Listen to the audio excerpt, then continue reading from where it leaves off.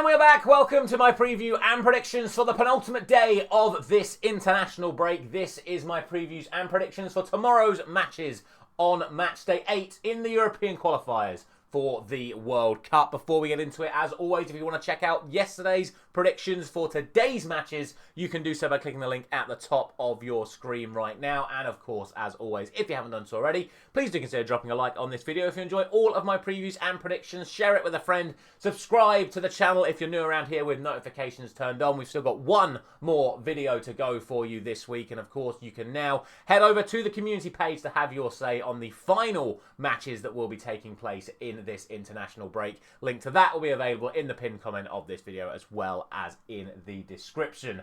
As we look ahead to the matches taking place tomorrow then, what I will say is it has been an incredibly interesting international break so far with an awful lot of surprise results. It has to be said. Same again last night with probably the biggest surprise being Albania winning in Serbia. And, well, as we look ahead to today's 8 matches, or should I say tomorrow's 8 matches, I think there are a lot of potential banana skins coming into this one. There is an awful lot to play for in all 4 of these groups going into match day 8. So without any further ado, let's get straight into it. The opening games today see Northern Ireland take on Germany in Group A. And as things stand, the group is as follows following the end of match day 8.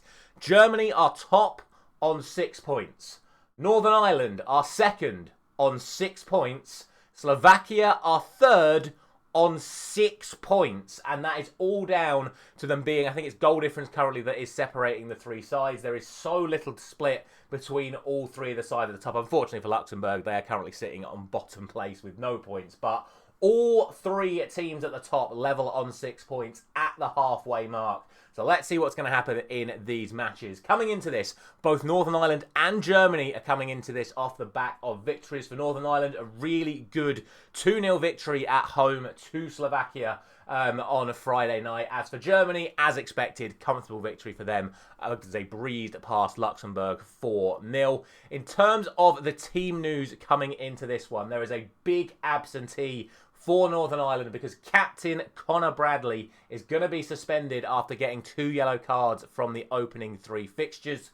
For Germany, there is a potential concern over Schlotterbeck. He was replaced at half-time, but it is believed that he should be fit and available coming into this one. No suspensions for the Germans coming into this. The reverse fixture back in Germany was a 3-1 victory to the home side. And the head-to-head record is a good look for the Germans as well. They've won all 5 of the last competitive meetings between Germany and Northern Ireland, home and away as well. So, given how they played on Friday night, I do think Northern Ireland have a good chance here. For me, it's a must-not-lose game for Northern Ireland. If they can somehow manage to get a point here against the Germans, it gives them a really good chance of getting into one of those top 2 spots. The group is so finely poised. And, of course, Slovakia playing Luxembourg, where you would expect Slovakia to win. Northern Ireland cannot afford to slip 3 points behind both of them. So I think it's going to be a really interesting game. Logic dictates that Germany should be taking the victory once again here. So that is what I'm going to go for. But I'm going to go for a narrow 2-1 win to the Germans. Do not rule out Northern Ireland in this game. They played really well in this group so far. Really good home victory over Slovakia on Friday night. Let's see if they can pull off another result here.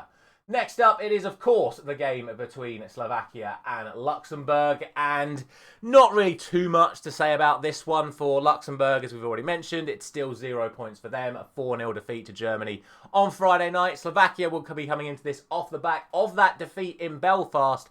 But they will be doing so against what is by far the weakest side in this group, it has to be said.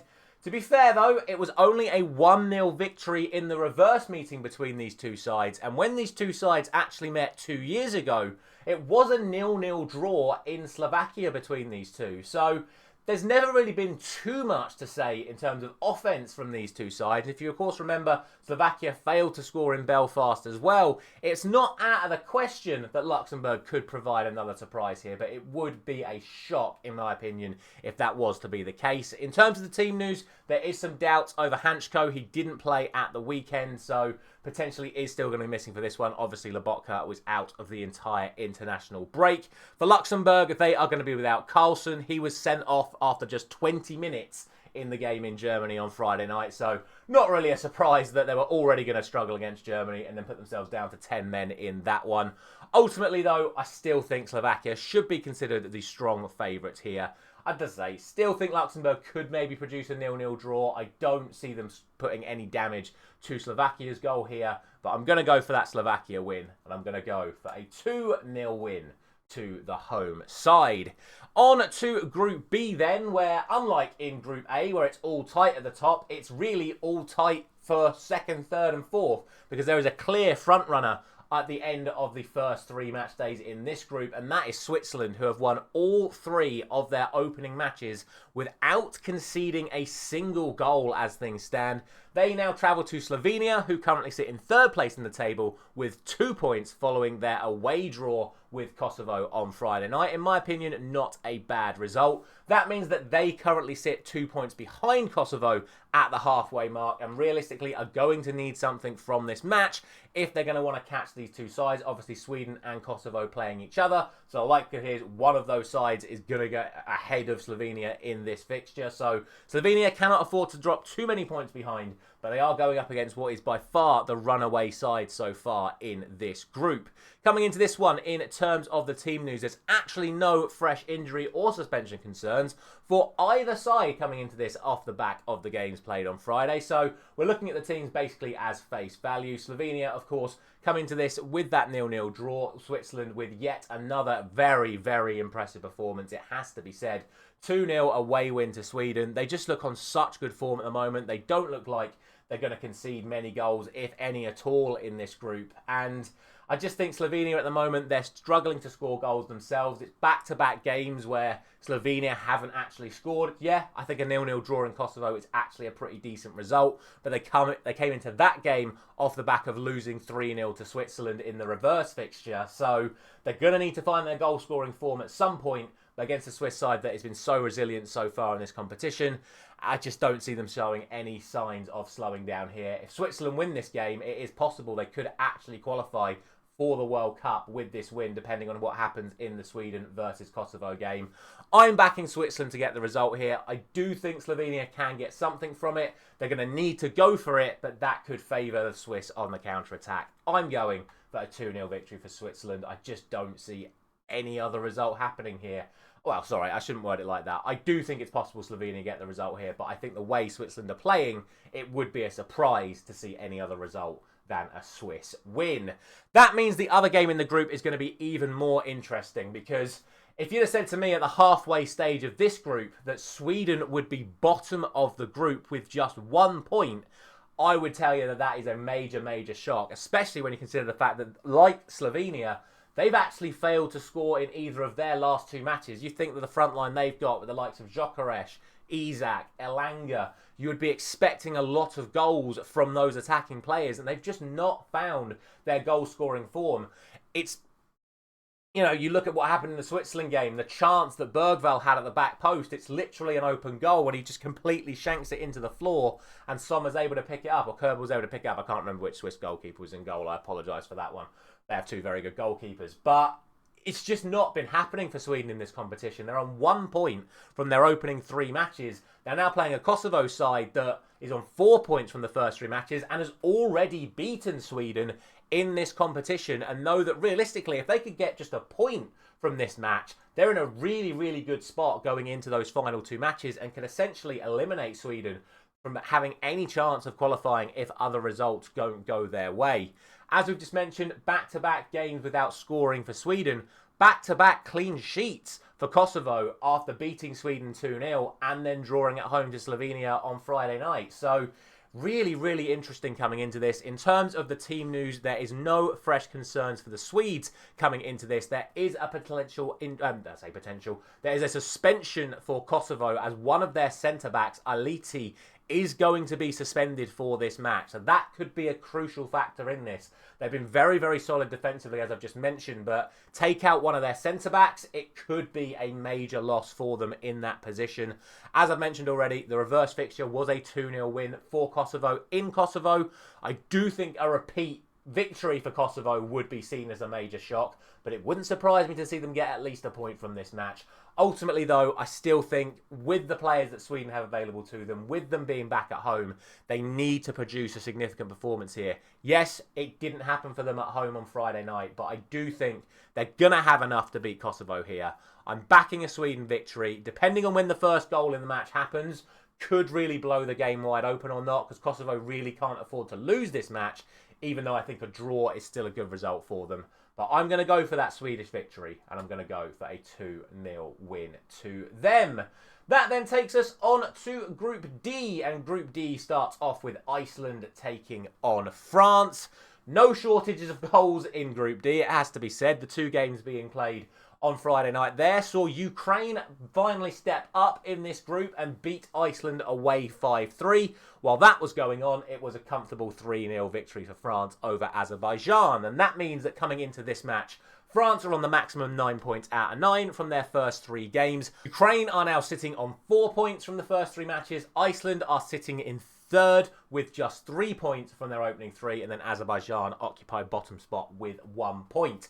That means that Iceland now do need to get a result against the French in this game, because realistically you would expect Ukraine to beat Azerbaijan, more on that shortly, and they can't really afford to go 4 points behind Ukraine with 2 games to go, obviously already playing their home game against Ukraine as well. It's not looking good for Iceland after what was a very, very strong start to this group. For the French side, obviously, they're just cruising. You would expect them to come into this one as very, very strong favourites after already beating all 3 of these teams.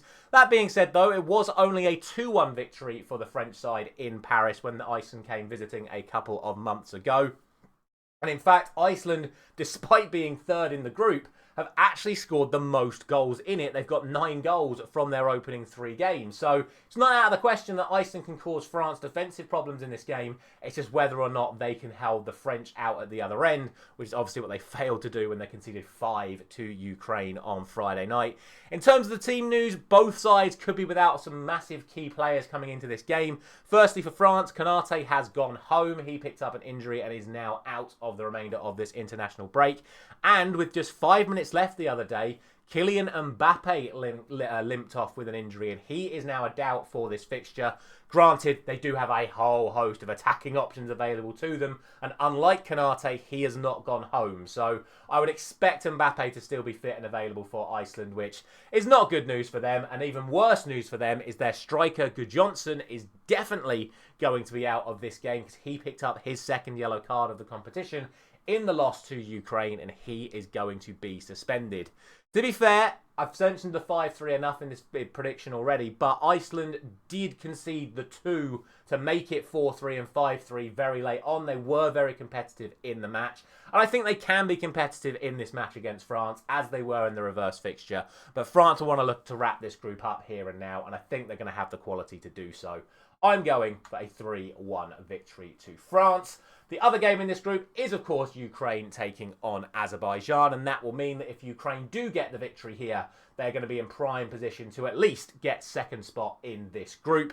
Coming into this, they are, of course, coming into it off the back of that impressive 5-3 win away to Iceland. For Azerbaijan, yet another defeat to them. Not really much you would expect from them to do away to France in the previous fixture, but what should be noted is that they have got 1 point in this group already, and that was in the reverse fixture against Ukraine. So it's not out of the question that they can get something from this match, but Ukraine should definitely be considered the strong favourites, especially as they are now technically the home side. I think we can start saying home side for Ukraine in Poland nowadays. They've been playing football there for a couple of years now due to obviously all the ongoing conflicts. Even though they don't see it as their home, they've had enough time in that place to have it as a consistent stadium to be using on a more regular basis. In terms of the team news coming into this, Ukraine could be without Shudakov, who went off injured in the first half against Iceland. There are no fresh injury concerns for Azerbaijan coming into this one. Ultimately, I just think this is a Ukraine victory. Azerbaijan, they're trying their best, but they're just a little bit out of their depth in this group, unfortunately. And I do think Ukraine will go on to get the victory. And for unbelievably, the 4th time in 6 predictions in this video, I'm going to go for a 2-0 win. And that is what I'm going to go for with a 2-0 victory to Ukraine. And finally then, we have what, in my opinion, is the most dramatic group in the European qualifiers. It is Group J. We have North Macedonia, currently top, on 12 points from the opening 6 matches. Belgium are second with 11 points from 5 matches, so they have a game in hand.